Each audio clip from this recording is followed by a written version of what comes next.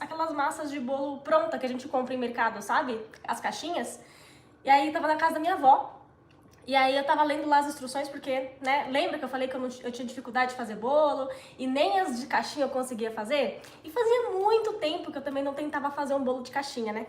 E cheguei lá, fui olhar as orientações, falava para bater a massa durante 8 minutos. Você misturava todos os ingredientes e misturava a massa durante 8 minutos.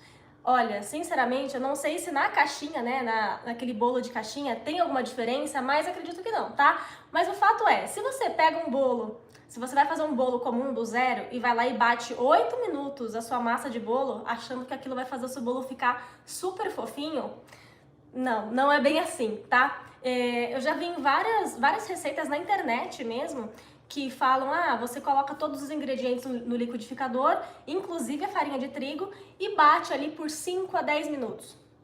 Se você faz isso, a gente, principalmente quando a gente não sabe direito, né, o que cada ingrediente faz na nossa receita, a gente vai seguir o que tá ali, porque a gente confia no que tá ali, né, no modo de preparo e tudo mais.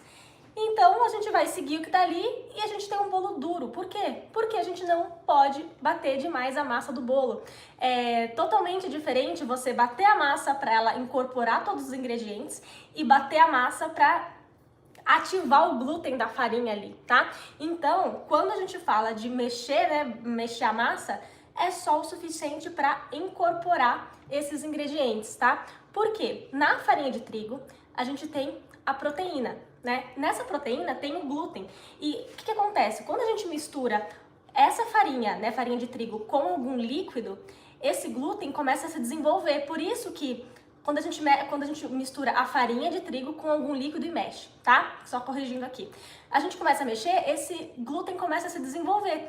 Esse glúten é como se fosse uma rede de proteína que se forma e ela deixa a massa mais elástica.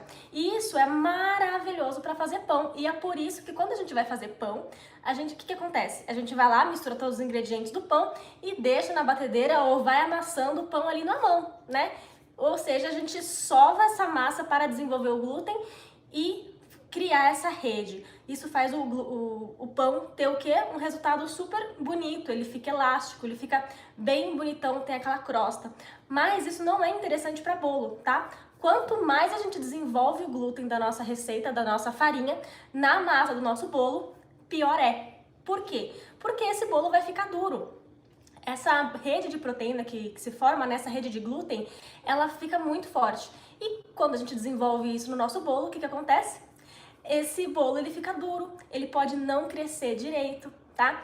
Um exemplo que aconteceu comigo lá no começo, quando não tinha muita ideia do que eu estava fazendo em relação ao bolo, eu comecei a misturar, né, todos os ingredientes, coloquei a farinha, eu falei, quer saber? Eu já ouvi falar que quanto mais mexe, mais fofo fica. Até porque na época eu não conseguia fazer um bolo fofo de jeito nenhum. E aí eu comecei a colocar na batedeira e comecei a mexer essa mistura, mexer e não dava nada ali, o negócio parecia que ficava, quanto mais mexia, mais pesado ficava. Tanto que chegou um momento que eu tive que usar o gancho da batedeira, o gancho que a gente usa para sovar pão, olha isso.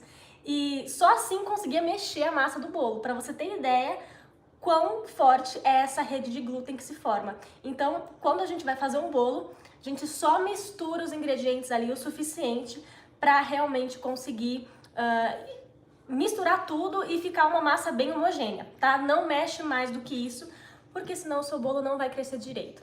O que acontece quando a gente ativa esse glúten, né? Vamos lá, o bolo pode não crescer nada, então ele vai ficar parecendo uma tábua, né? Porque, enfim, a rede tá tão forte que nem o fermento tem força para fazer esse bolo crescer, então ele não vai crescer. Ele pode ficar extremamente seco e extremamente duro, tá? Quando eu fiz aquele teste que eu comentei com vocês que eu tive que usar o gancho da batedeira, foi exatamente isso que aconteceu.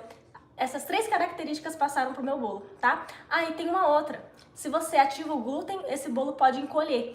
Por quê? Porque a rede é tão forte que vai fazer esse bolo diminuir na forma. Então você repara que tem um espaço, né, entre a forma e o bolo assado, tá? Então realmente não fica legal. Então quando você for fazer um bolo, não misture demais, tá? Só o suficiente para você incorporar ali tudo e ficar uma massa bem lisinha, tá bom?